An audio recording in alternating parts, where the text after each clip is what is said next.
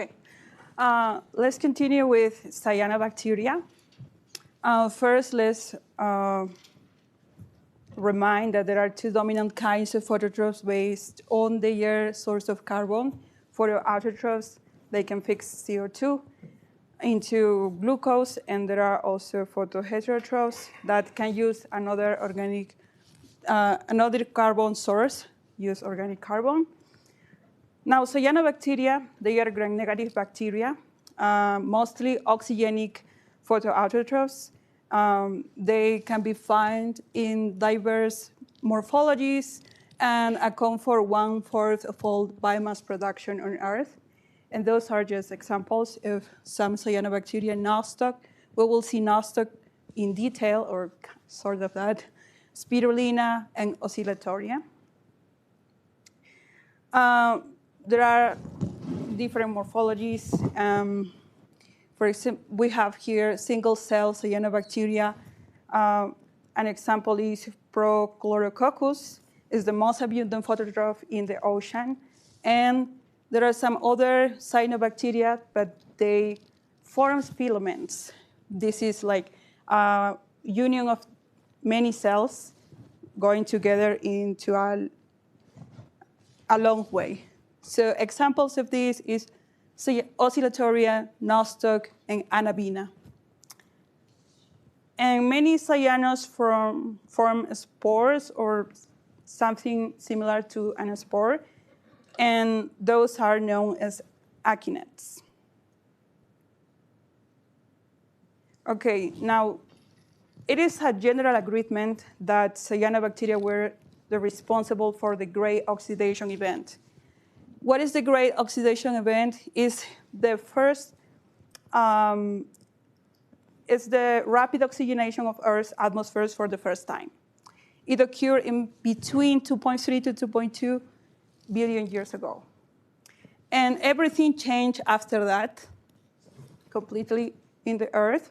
Major changes in the planet. Oxygen was toxic before the great oxidation event.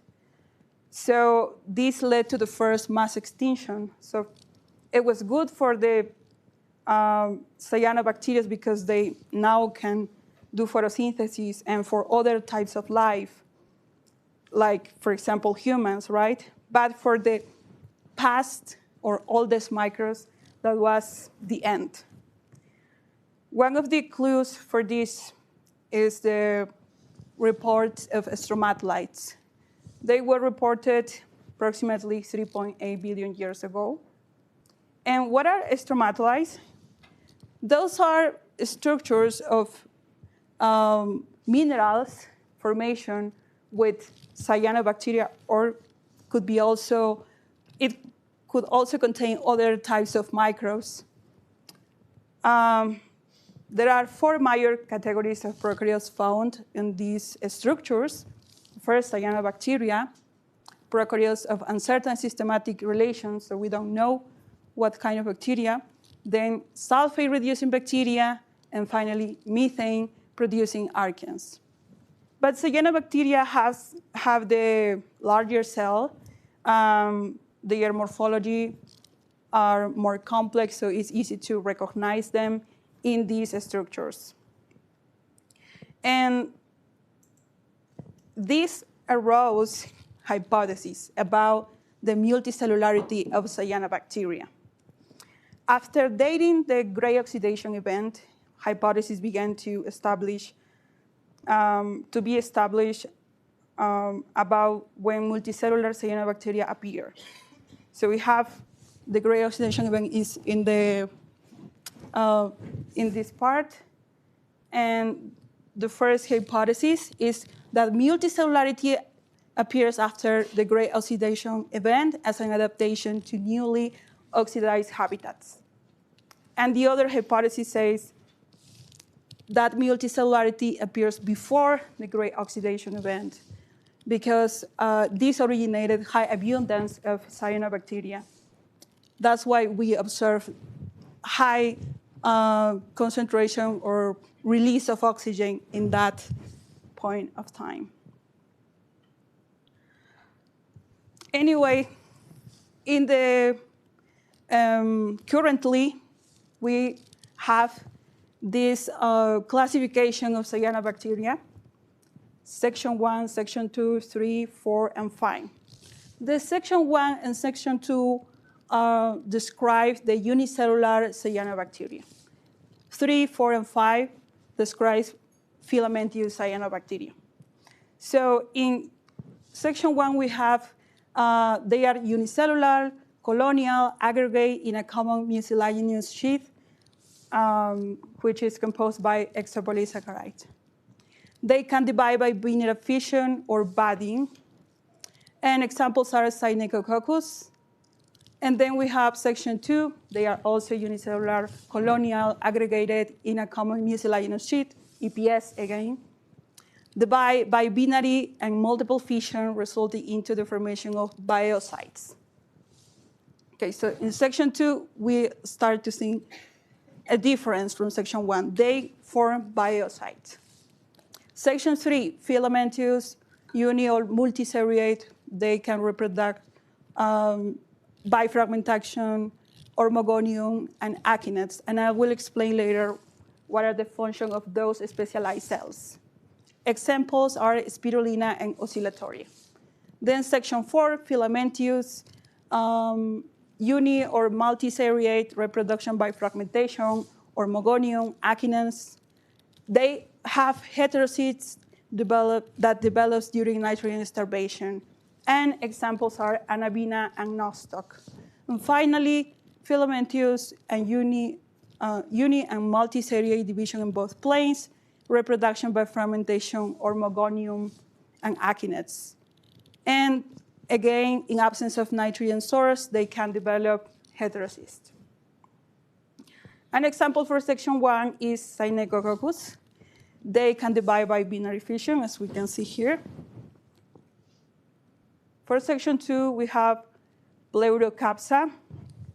They is different from section 1 because they can do multiple fission, and they develop biocides, which are these small cells that then we grow and become a vegetative cell. Here's another way to see this, biocides. And I won't give examples of section 3, 4, and 5 because later I will talk about one of them. Are cyanobacteria really gram-negative? They are gram-negative because if we compare, this is an electron microscopical comparison. This is the letter B is the model bacteria E. coli. The letter A is this cyanobacteria. They both have in common the CM, which means cellular membrane, P, peptidoglycan, and OM, outer membrane. But the difference is that cyanobacteria have an S layer or external layer, which is a peptidoglycan external layer of the membrane. That's the only difference. But if we compare with gram-negative, they are very similar, so they are gram-negative. Now let's talk about cyanobacterial blooms. This is a phenomenon that happens in water bodies. They could be lakes, oceans. They are also known as harmful algal blooms in many environmental policy documents. But they are basically this yellowish, greenish color biomass in the water with high proliferation of cyanobacteria. They are also known, or they are also relevant because those cyanobacteria can be toxic for many other organisms, like animals or humans. Factors concur to such cyanobacteria proliferation, such as high nitrogen and phosphorus content. Other factors like intensity and temperature trends that could be increased by the climate variations or global warming. And of course, eutrophication, which is the excess of nutrients in the water.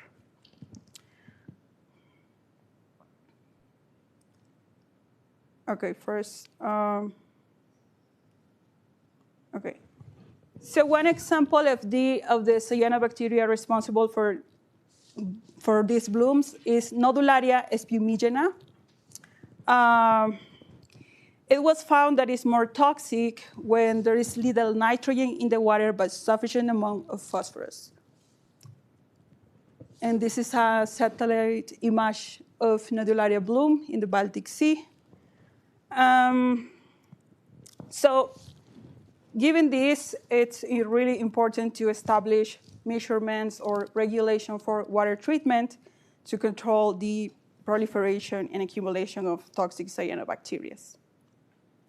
And it is relevant to talk about cyanotoxins now.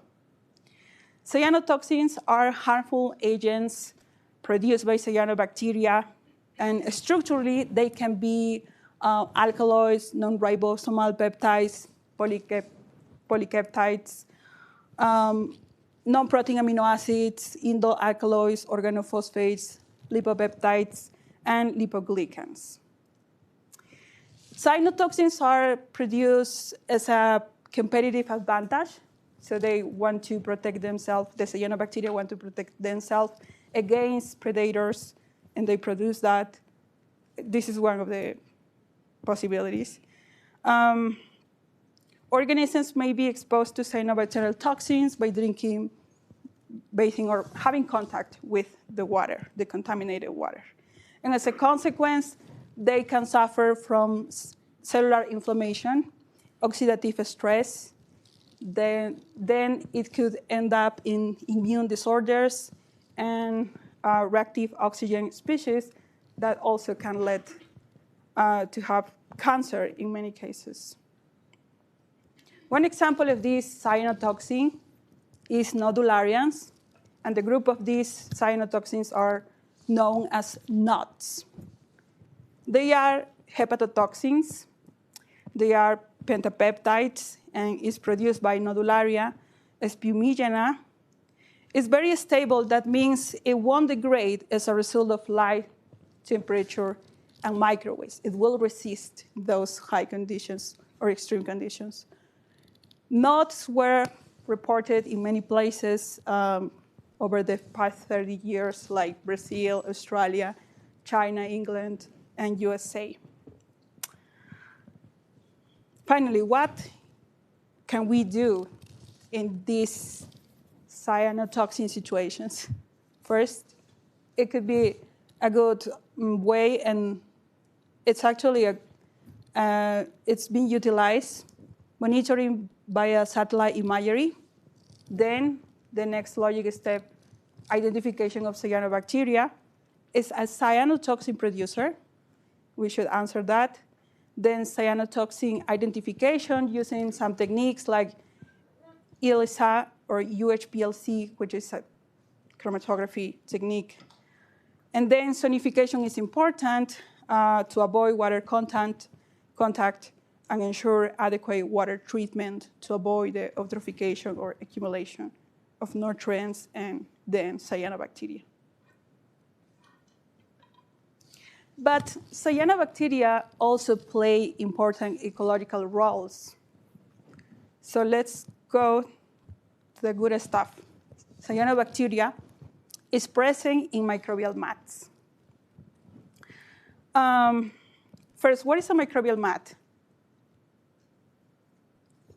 I think we already saw this image before. It's a structure with different layers established by a sonification of microorganisms. So here we see the thickness can range from millimeters to several centimeters. They are formed by multiple biofilms of cyanobacteria, of microorganisms embedded in EPS or exopolysaccharide in a vertical way due to physical gradients. Gradients such as oxygen gradient, light intensity gradient, for example, commonly associated with aquatic habitats, including hot spring, hypersaline ponds, and intertidal coastal zones and oligotrophic environments, which means with low levels of nutrients.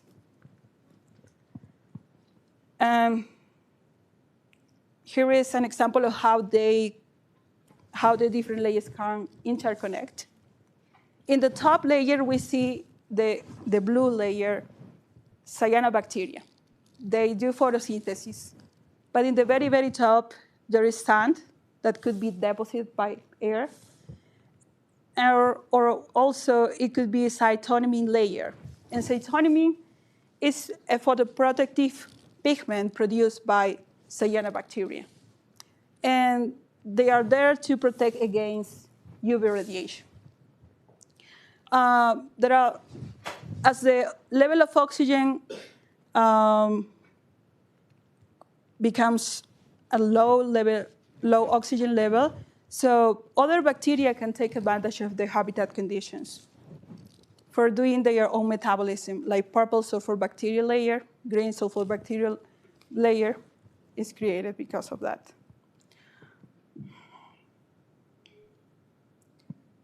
Okay, here we can see in another way that other bacteria will benefit from the metabolic byproducts of the cyanobacteria and metabolism.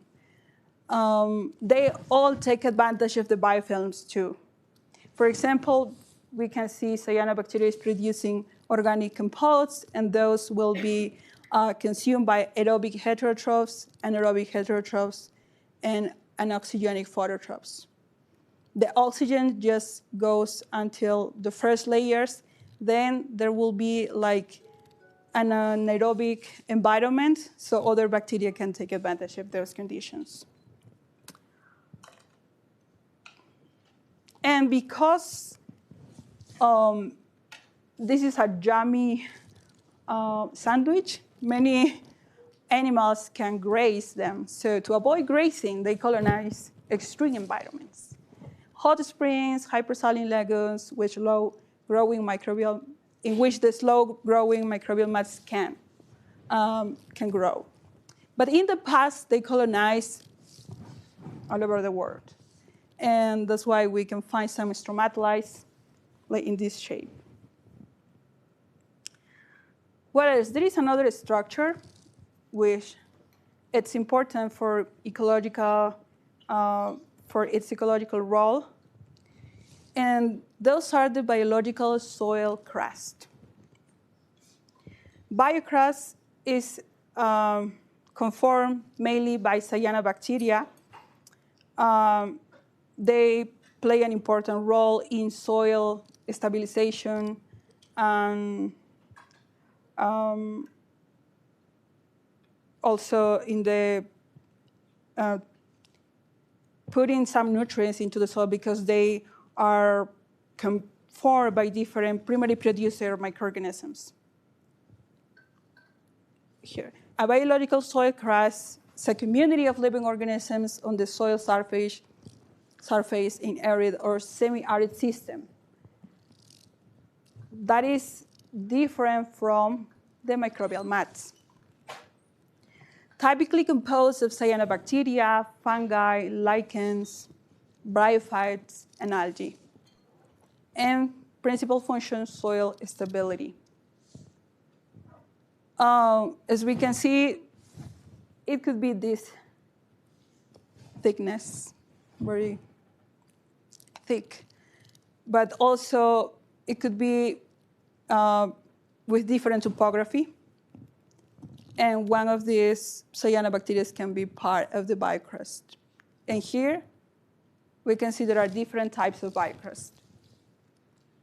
They will be different in the topography of the biocrust, the microbial composition, the habitat conditions, and, of course, the thickness. So the first type, smooth or flat crusts. They are dominated by cyanobacteria. They can be found in hyperarid regions, and they can have high PET, which is potential evapotranspiration, and can also support lichens or mosses. That's why it has this color and structure flat. Then rugose crust, up to 3 centimeters high potential evapotranspiration, desert, minimal lichen, moss coverage. That's why we can see now a greenish dark color in the surface. Then pineapple crust. They are more interesting for me. Up to 15 centimeters, occurs in moderate PET deserts. Lichen here covers less than 40%. Soils freeze in winter. And finally, rolling crust, found in cool to cold desert. That's why low PET, because reducing PET can help conserve water and prevent soil desiccation. Soils freeze restricted to about 5 centimeters to 7.5 centimeters. And the view is more, we can see that it looks more complex. So now this is the first question. What is false about microbial mats and biocrust?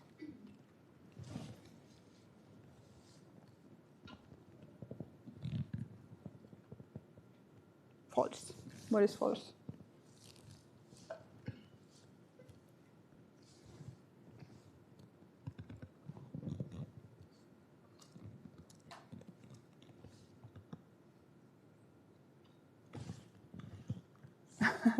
See? Great. See? That was easy. So here's an example of where we can find biocrust. In the far field of glacier like this, in the Cordillera Vilcanota, Peru, there are barren soils exposed. It is exposed to very harsh conditions like low temperature or intense sunlight and limited nutrient availability. So it's very difficult to grow something there. But the biocrusts are the pioneers of those landscapes. Here, 7 years after glacial retreat, it's hard to see a biocrust, but there should be primary producer microorganisms working there. Then, 25 years after glacial retreat, now we can see a biocrust, right? This black, I can move that. This black crust, thick dark crust, flat area next to glacial pond. Okay, that is the location. So they will start the process of soil formation.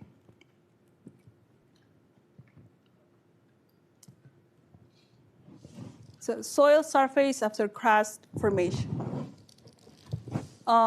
In this microscopic or 50x magnification, it should be microscopic.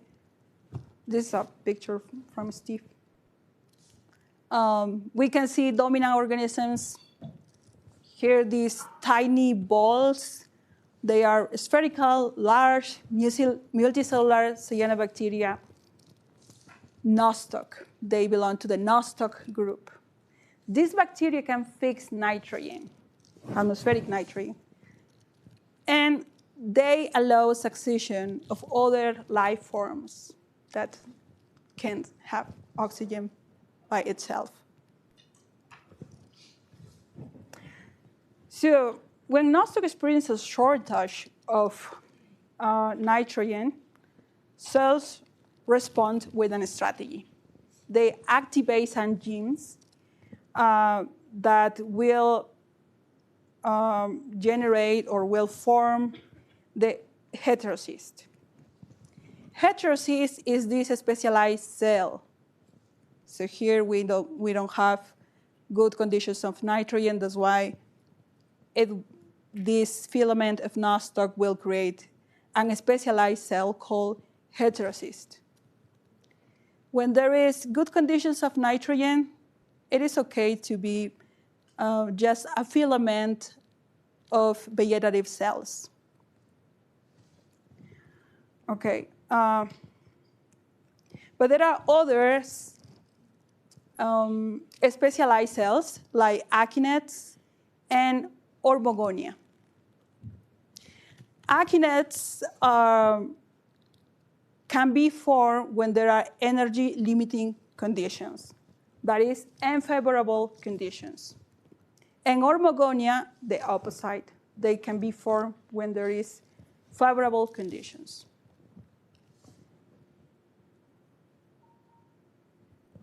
Okay, so nitrogen fixation is an anaerobic process, meaning it can occur in the presence of oxygen.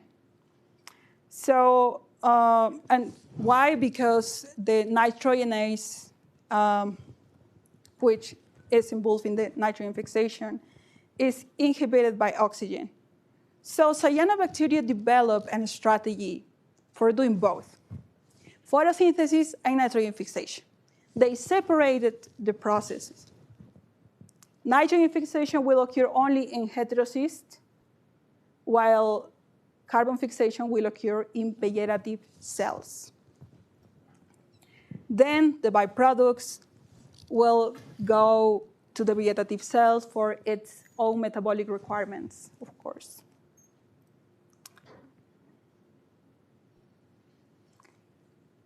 Here we can see the specialized cells of nostoc. As I mentioned before, akinets, so first, akinets. They are dormant, specialized cells that can be formed in unfavorable conditions. Then they can germinate as new vegetative cells, allowing the organism to resume growth and reproduction.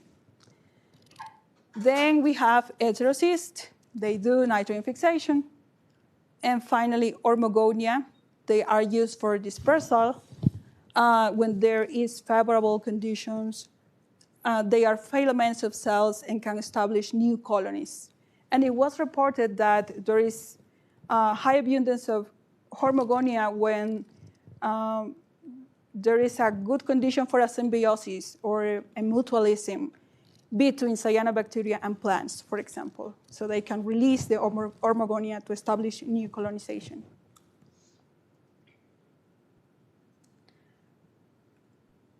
Nostoc forms filaments that clamp together in large ball of mucilage. And I have one example for that. This is an example from my country, Peru. It is very well known as a food and as a food source or nutrition, important in nutritional aspects because it has a lot of proteins. It has carbohydrates, of course, calcium, vitamins, iron, and is promoted by the government to eat. It has a history because it was eaten since the Inca times. It is known as yuyucha or cuchuro in the Quechua language. We can find them in the Cusco or, in any market in the country. They are known because they can survive, they can grow under UV radiation and UV light, and you can find many dishes and plates with that. But nostoc, this nostoc ball can also have some BMAA, which are neurotoxins. We don't know if all of the species of nostoc from those environments have them, but some of them have.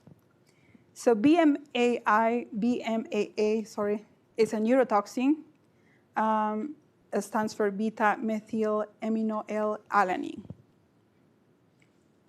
Well, we don't know if all of them can produce this neurotoxin. That's the work. Nostoc ball inhabits high altitudes and thrives in low temperatures with high UV radiation. So they can be found in many places. They can be found in China. There are many studies reported in China. There can be found in the Andean ecosystems. For example, this picture is a nostoc balls or spheres in high elevation desert stream, Atacama Desert in Chile. the large arrow points to nostoc sphere about the size of a quarter. Well, I will signal this ball, a lot of balls here. But as I mentioned, nostoc is not limited to Peru. It can be found in different regions in the cryosphere, right? They can be found in different shapes and sizes, like this, for example. They look like somebody pinched the ball and flat. It became flat. They can also be this shape, like agglomerated of different balls, and they become a mustard. And they can also be attached to some plant. This is another picture of how can we find it under the vegetation. They can be forming some, like a crust, but full of EPS and properly nostoc. This is another high altitudinal oligotrophic lake. These are tadpoles. They love to be in oligotrophic places, so they live together. Other shapes. Okay. Roles of EPS in cyanobacteria. So when nostoc cells start growing, they start accumulating this EPS. At the beginning, the DPS can be just added to the filament, right? But then they grow, so the EPS also start being accumulated. Then it forms a gel-like matrix that surrounds the cells. And here you can see there is a filament, but when you have a bunch of filaments, those are called trichomes. So trichomes will be embedded in this EPS exopolysaccharide matrix. And we may think they are helping the formation of these ball shapes, nostoc balls. What are the roles of EPS? They can be participated in the addition. Addition is determined by hydrophobic characteristics of the EPS. They can give a structure to the colony. They can protect against abiotic stress. Of course, they are like an external protection. Like, for example, EPS counteract water stress, UV stress, physical and chemical stresses. And this is an example. I did this experiment, just dehydrated the ball and then hydrated again. So this is gave by the EPS. Of course, bioweathering process, because EPS promote mineral concentration, induce pore cracking by drawing Sibylline cycles, motility, and nutrient repositories. EPS, a lot of sugar. So, yeah. And it is a source of carbon for other heterotrophic microorganisms. And that's why I did this question. Macrocolonies of nostoc harbor complex microbiomes in the high Andes. So if they have a lot of EPS inside of the colony, they are living in these oligotrophic environments. They can potentially harbor complex microbiomes. So I selected the place, I sampled the balls, I put it in RNA later, which is a substance to avoid the DNA and the RNA degradation very fast. So then I extract the DNA. I did an amplification and sequencing of the amplicon of 16S rRNA, and also I did the metagenome analysis using some packages from R and Keybase and Data2. What I found is that this is the result. So I found that the most abundant microorganism inside of the microcolony of nostoc is Rhodophorus, and then nostoc. So nostoc is not in the first place. One of the explanations could be that the number of copies of the 16S RNA gene could be higher in Rhodophorus. But definitely Rhodophorus, it is important in the microbiome inside of the nostoc ball. Then, of course, nostoc, Paulidibacter, rhizoharpis, and other bacteria. Then,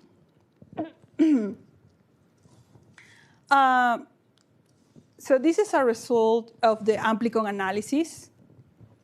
And this is the result of the metagenome analysis. It is different because here, what I'm doing is just quantifying the number of sequences that appears to match those organisms using some taxonomic databases and utilizing just the sequence of the gene. But here, what I'm doing is taking all the DNA and trying to build genomes for specific bacteria. What I found I found this MAG, or metagenome assembled genome of nostoc at 97% of completeness. That means almost 100 complete. Then Hyphomicrobium, Rhodophorus, I included even if it has low completeness. 61% is not good, but I included because it looks important in my amplicon analysis. Then I found Pyralula, Chinecocassia, and Acinetobacter. Acinetobacter with 99% of completeness. That is very good, like almost complete the genome of these bacteria inside of the microcolony of nostoc. Then what I did is to blast. It means look for some gene sequences into this database of different genes and genomes. And I look for these genes, WSPA, which it's for EPS and water. So it's for this function, for protection against abiotic stress. So it's a gene related to that function. And I found that it is present in nostoc. Then I look for some cytonomin genes responsible for the synthesis of cytonomins. I found they are present in nostoc. I also found mycosporin, which are other type of pigments, other type of protective against UV radiation. And it is found in nostoc, but also is present in Chinecocassia here. And of course, nitrogen fixation is present in nostoc, which is the most important. And finally, photosynthesis, I had to do it because it's something that it should be there inside of nostoc. The time passed really fast. No, I finished it. This is my last question. I'm sorry. So the last question is true about nostoc. Heterocysts are specialized cells for the survival of nostoc during unfavorable conditions. Cytonomy is responsible for nitrogen fixation. Vegetative cells have nitrogenase. Cytonomy is a photoprotective pigment against harmful UV radiation. What is true?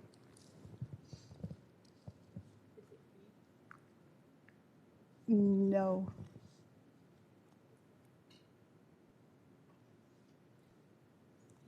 Yes, D, letter D, correct.